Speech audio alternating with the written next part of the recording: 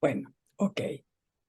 Bueno, vamos adelante. Lo que quiero decir un poco, contar, es que la organización social de la ciencia es hoy muy distinta de cómo era en los tiempos de la llamada Little Science, ¿no? Hace más de un siglo. Eh, Bien, perdón, ¿qué tal? ¿Vos pudiste enviarme el documento al sí, correo electrónico? ¿Sí? sí, ya te lo Bueno, mandé. todavía no lo recibimos aquí, pero si querés comenzar, luego nosotros apenas lo recibamos, lo empezamos a pasar, ¿te parece? Exacto, bueno, eso es lo que espero. Bien, Este, digo, te lo mandé, ¿eh? bien, gracias. Ahí estamos. Bueno, entonces, esto que ha cambiado mucho la ciencia en general, de cuando se la considera una pequeña ciencia, bueno, la idea es que la historia ayude a entender, esperemos que sí, ¿no? Porque la situación se nos ha venido encima tan rápido que la comprensión de la ciencia como una actividad social organizada quedó un tanto rezagada, ¿no? Entonces, pienso que la historia puede ayudarnos a entender esto, mostrándonos cómo el presente surgió de un pasado con el cual solemos, aunque no siempre, estar más familiarizados, ¿no? Bueno, eh, la Little Science, con este término se suele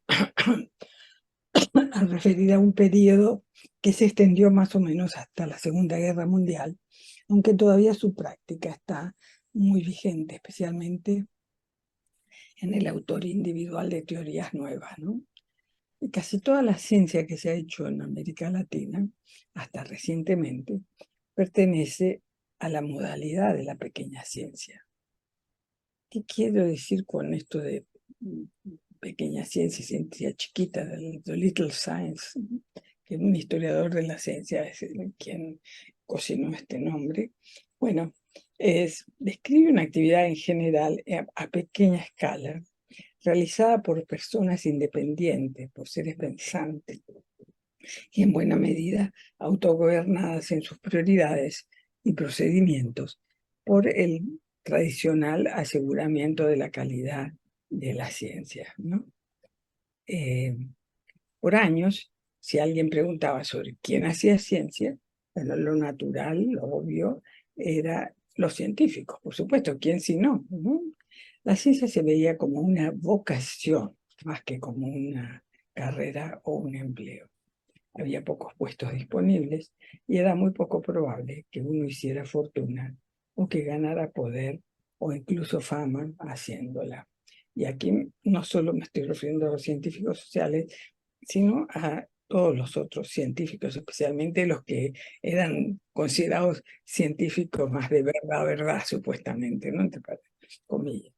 Entonces, uso el tiempo pasado, aunque, como dije, en las periferias se sigue haciendo little science.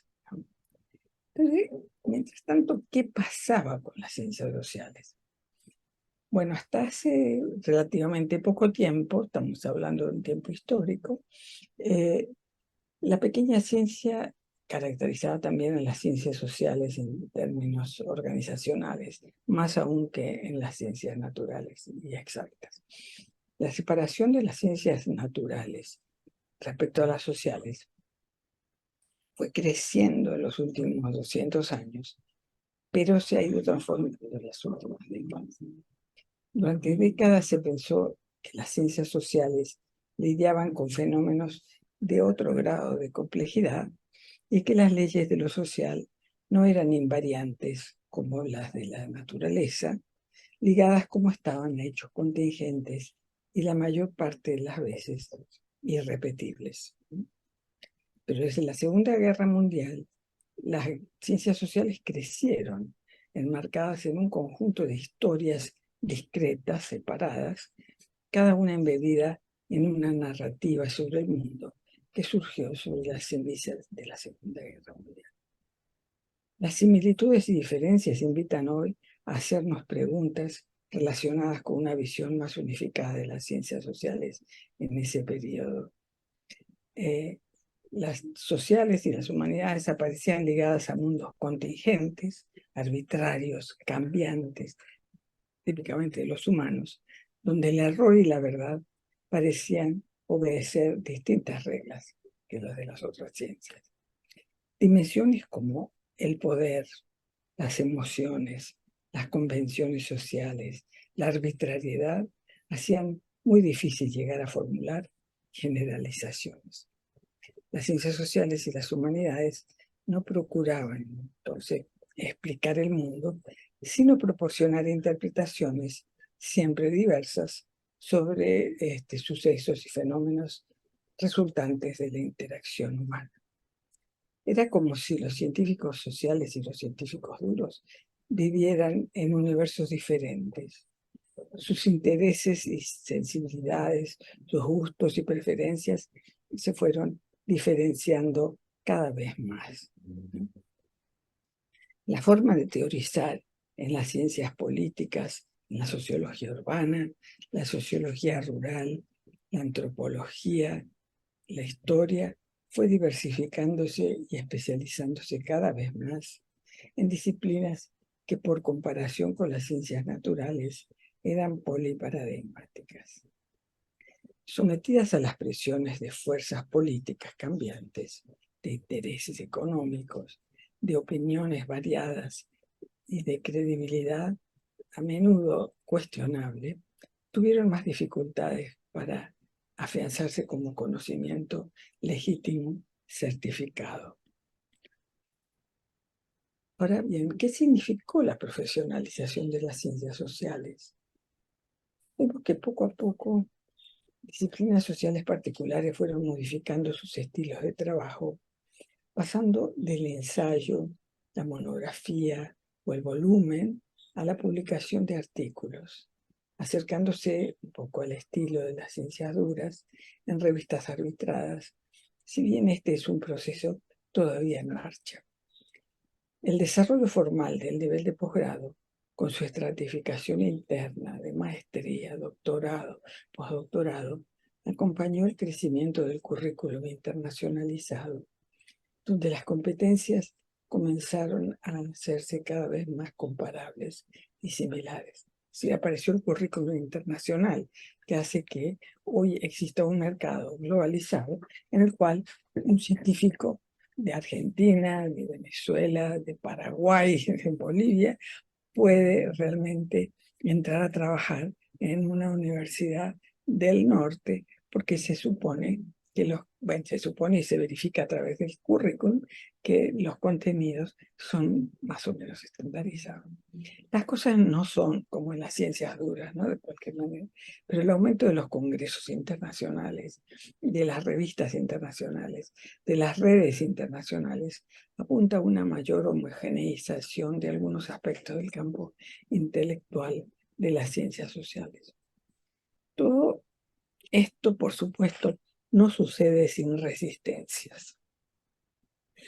Saliendo al encuentro de la homogeneización creciente, hay críticas fuertes, que surgen desde diferentes rincones del planeta donde se practican las ciencias sociales y que cuestionan esa homogeneización que se busca imponer desde los centros mundiales de investigación, que se autodefinen como los verdaderos productores del conocimiento mundial, los cuales ignoran, descuidan, olvidan o descartan tradiciones de conocimiento sistemático que, si fueran debidamente exploradas, enriquecerían el acervo común de la humanidad. Categorías de análisis, aproximaciones metodológicas, enfoques, casos paradigmáticos, en todas esas actividades y formas de pensar y analizar, cuesta muchísimo aumentar la diversidad y diferencia en el campo de las ciencias sociales globales para poder abordar los problemas de una sociedad humana diversa, diferente, plural y única. Una agencia importante como la National Science Foundation, por ejemplo, durante muchos años fue reluctante a tener que lidiar con los científicos sociales.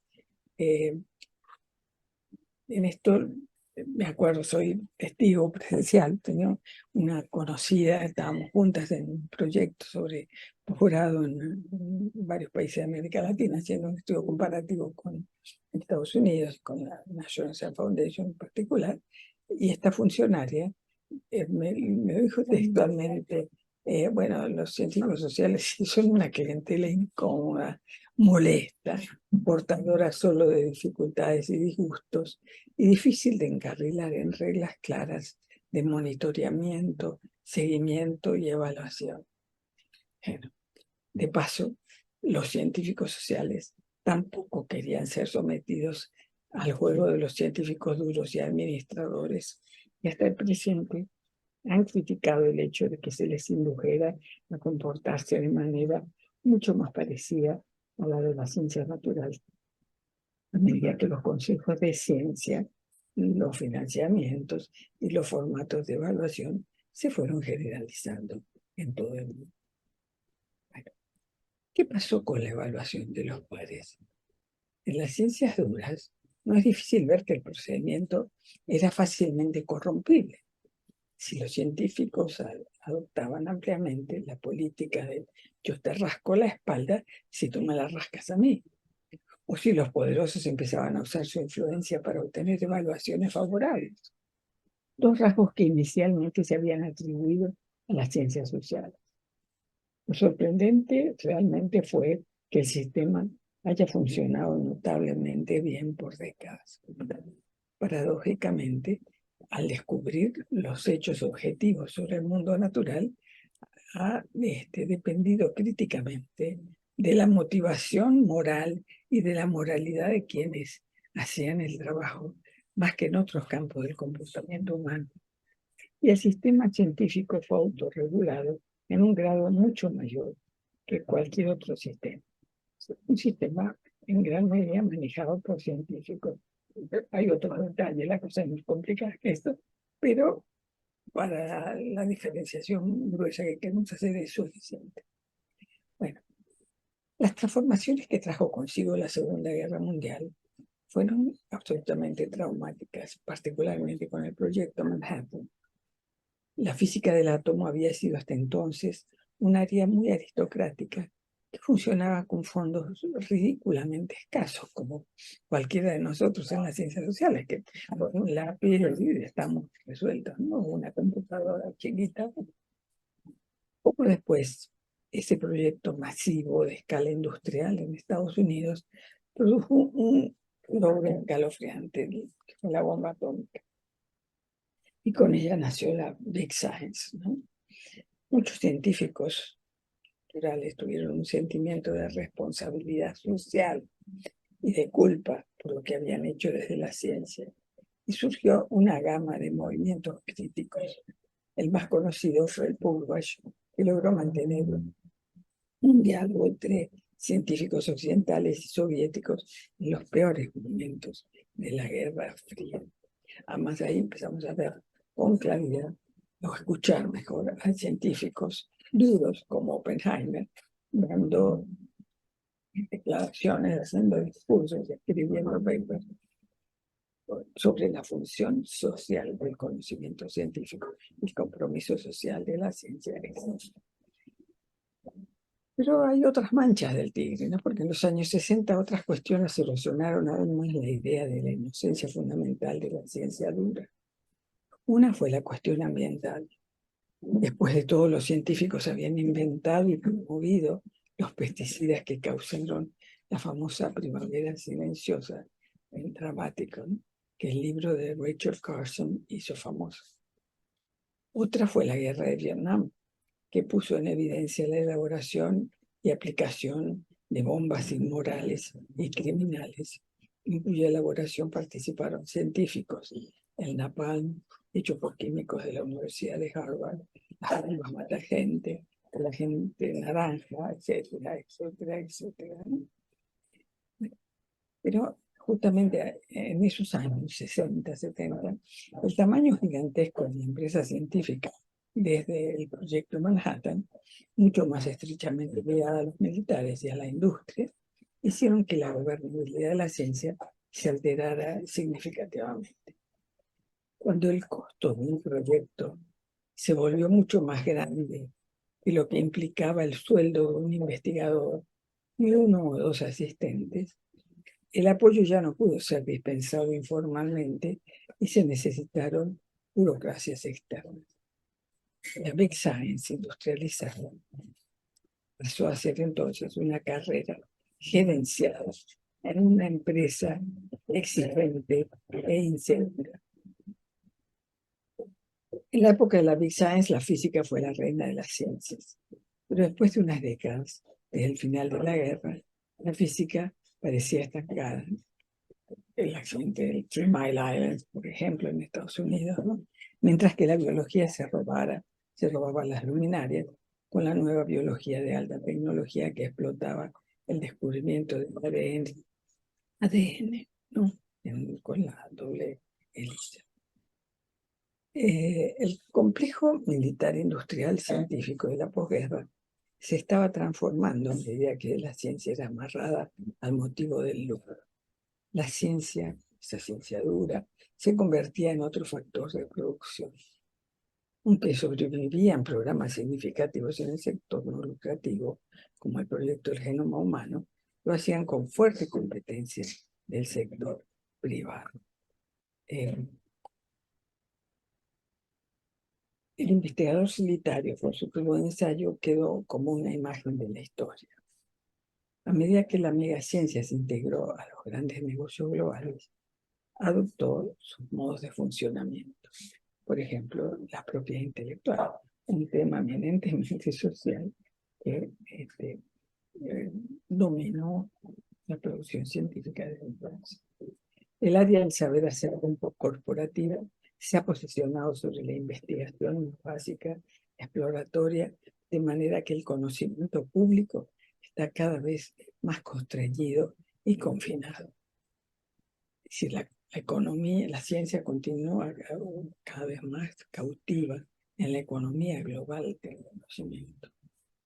Cuando nuevas formas de propiedad, las corporaciones multinacionales envían a los científicos a descubrir posibles plantas y animales útiles en los países pobres. Una vez que se establece su utilidad, los procesos que dependen de ellos e incluso los mismos organismos son patentados en los países ricos.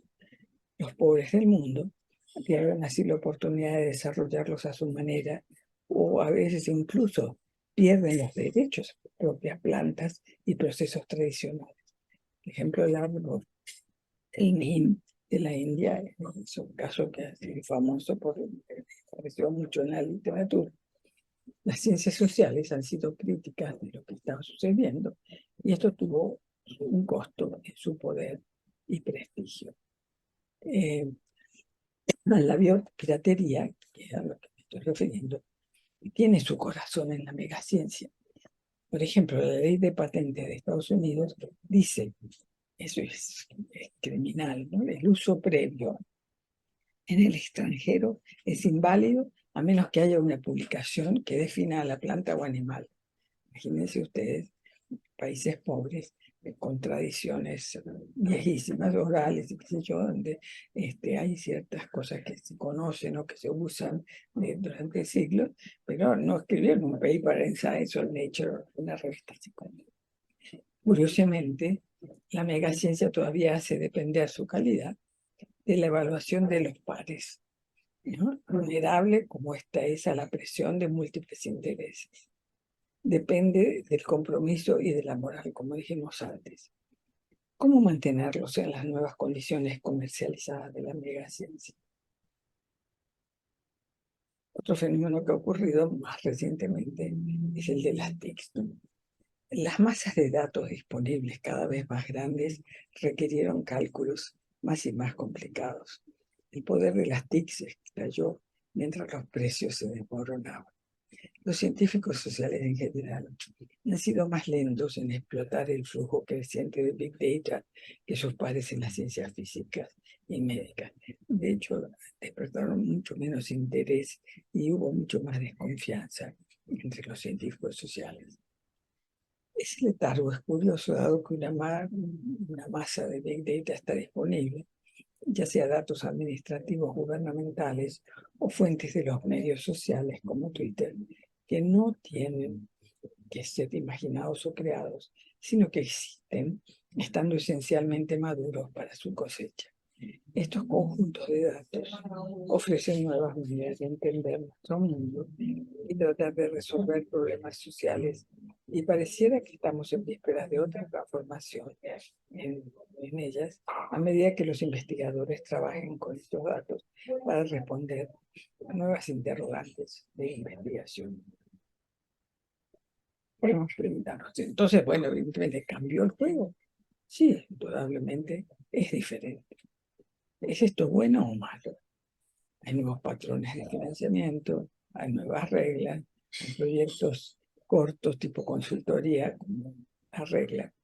Hay circulación incrementada de gente, de ideas, de papers, de todo, lealtades, redes, etc. Mientras tanto, las ciencias habían empezado a recibir las influencias de las ciencias sociales con una mayor sensibilidad hacia contextos, circunstancias y responsabilidades. Esas ciencias, ¿no? Las llamadas duras, o algunas de las blandas pero naturales, ¿no? La megaciencia amenazaba con destruir a las ciencias si ésta no se hacía más autoconsciente de los problemas implicados. Ciencia y cultura se vieron crecientemente como no opuestas, sino implicándose de maneras muy complejas. Recuerdo los años de luchas y conversaciones que tuvimos desde el Consejo Internacional de las Uniones Científicas, el famoso ICSU, con el ISSC, que es el Consejo Internacional de las Ciencias Sociales en la UNESCO, para trabajar juntos, porque eso era una iniciativa en gran medida de los propios científicos duros para hacer buena ciencia, reconociendo la importancia de ampliar sus enfoques y horizontes problemáticos, introduciendo variables sociales. Esas dos grandes organizaciones finalmente se han fusionado, creo que fue en el 2018, en el ISC, que es el Consejo Internacional de la Ciencia, y ahorita funcionan juntas, ¿no? Una imagen que con frecuencia proyecta la publicidad de la ciencia todavía es acerca de la science, quizás con una señal de aprobación frente a las preocupaciones sociales y ambientales. Tiene poco que ver con la realidad dominante de la megaciencia. Para actualizar la imagen será difícil y doloroso. Mucha gente buena invirtió sus talentos en la ciencia de épocas anteriores, y no les será fácil admitir que les quitaron esa realidad debajo del pie.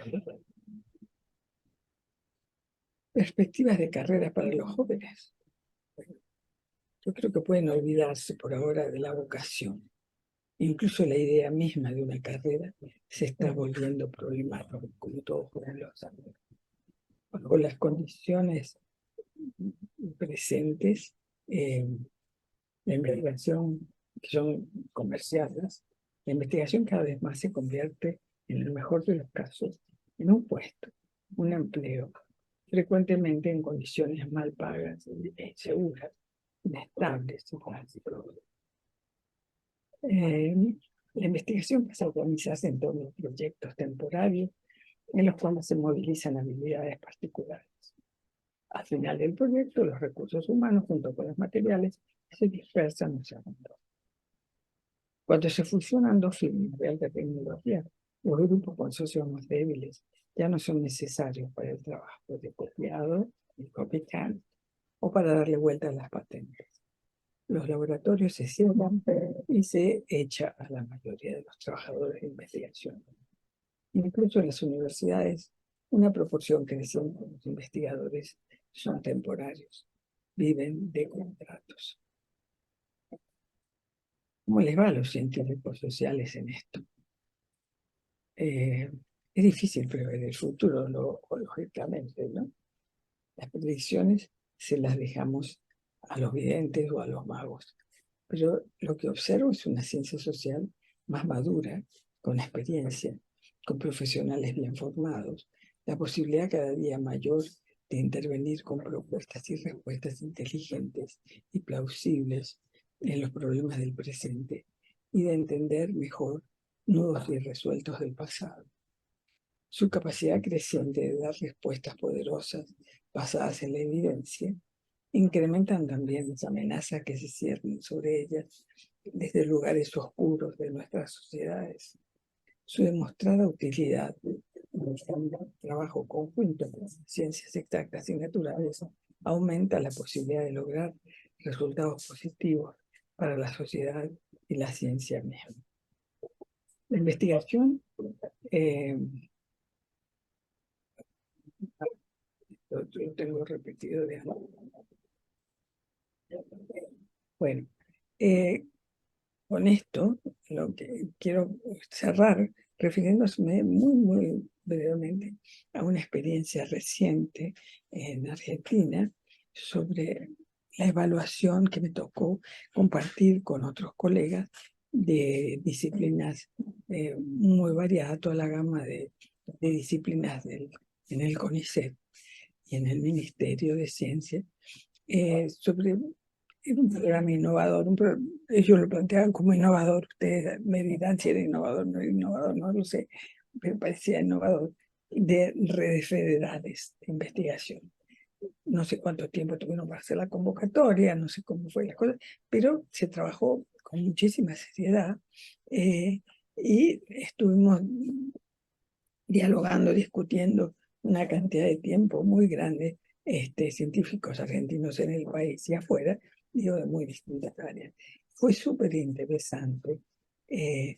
No hubo tanta participación de grupos sociales como en las otras áreas, pero lo bueno era ver cómo empezaron a manejarse, cómo podían empezar a formular proyectos de mayor envergadura. No el proyectico chiquitito, que por ser chiquito no estoy criticándolo como que sea malo, sino la posibilidad de alcanzar resultados más amplios, de un alcance más extenso de utilidad nacional, ¿no? Y con implicaciones para lo internacional. Y bueno,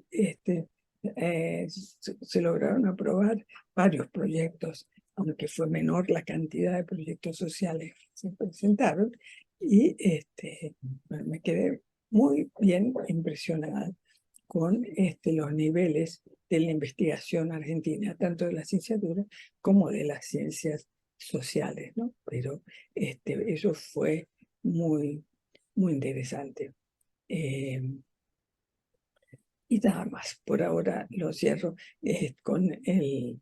no voy a decir el susto, sino con la incertidumbre respecto a qué es lo que va a pasar. Evidentemente van a haber cambios, pero esperemos que el agua no llegue al río, o por lo menos no produzca inundaciones tremendas como muchos están vaticinando, y que la cordura sea lo que perdure, ¿no? En todo esto, y la ciencia social pueda seguir creciendo y pueda seguir haciendo aportes al ámbito nacional. Bueno, nada, termino acá. Si ustedes me dirán cómo siguen. Bueno, Gracias. muchísimas gracias, Eve. Vamos a darte un aplauso. ¿Te llegaron las cosas o no llegaron? ¿Te parece que podríamos hacerte un par de preguntas? Unos minutitos más, ¿podés disponer? Sí, cómo no. Perfecto. Bien, entonces de las personas presentes, si alguien quiere hacer una pregunta o un comentario, lo que voy a pedir es que sea muy concreto.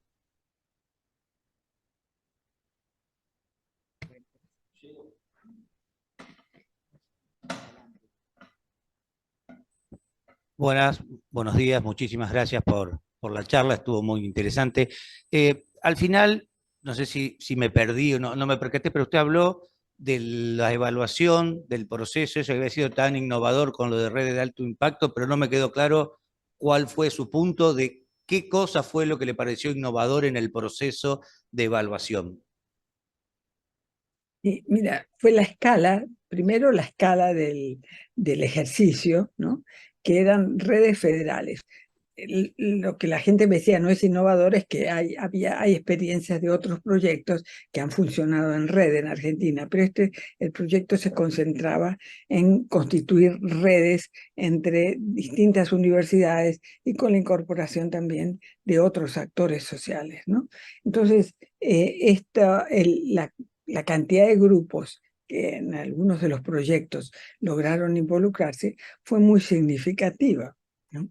Y condiciones muy distintas, es decir, no era solamente la hegemonía de Buenos Aires o del litoral, no Buenos Aires, La Plata, sino que la cosa se iba corriendo más al interior y me encontré con que había muchos proyectos coordinados por universidades del interior.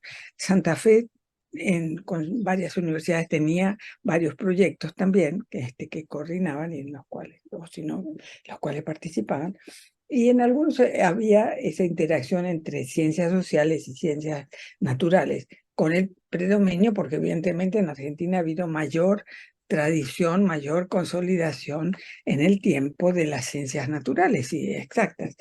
Pero es interesante que también había una participación de grupos de las ciencias sociales y algunos de ellos verdaderamente muy buenos. Y ese alcance o esa intencionalidad de hacerlo nacional y de aumentar la cantidad de recursos disponibles, por lo menos la promesa, yo me imagino que el gobierno tal vez quería amarrar recursos por si acaso, ¿no? Para el próximo periodo. Bueno, eso se logró y se revelaba una madurez de los grupos.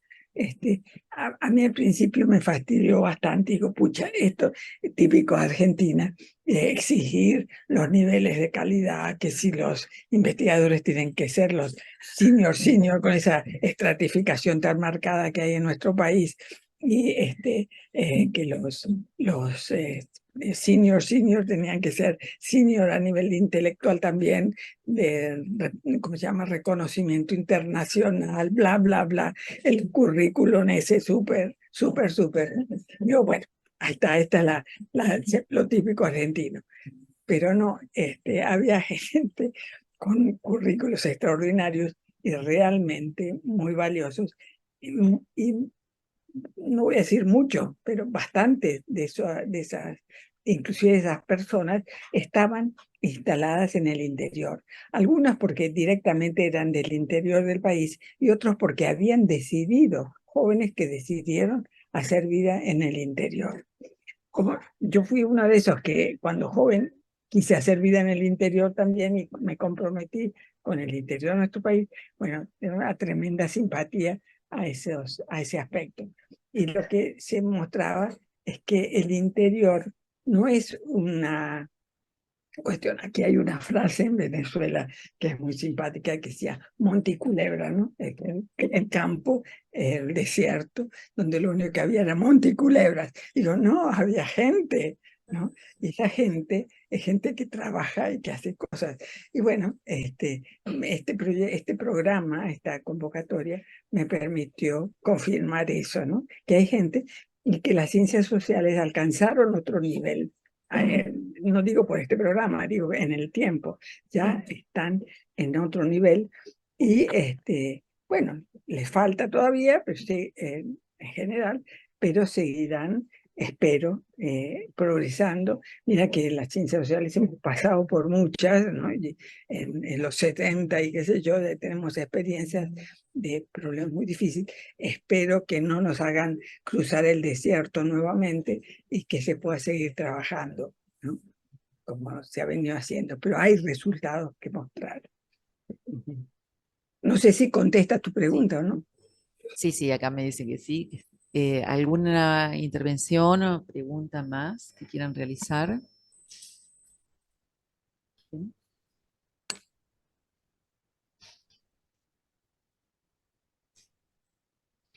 Bueno, entonces te agradecemos mucho de parte de todos los presentes. Ha sido muy valiosa tu conferencia, tus aportes y seguimos en contacto. Después te contaremos qué va pasando, te vas a enterar también en el país. Esperemos que las noticias sean buenas.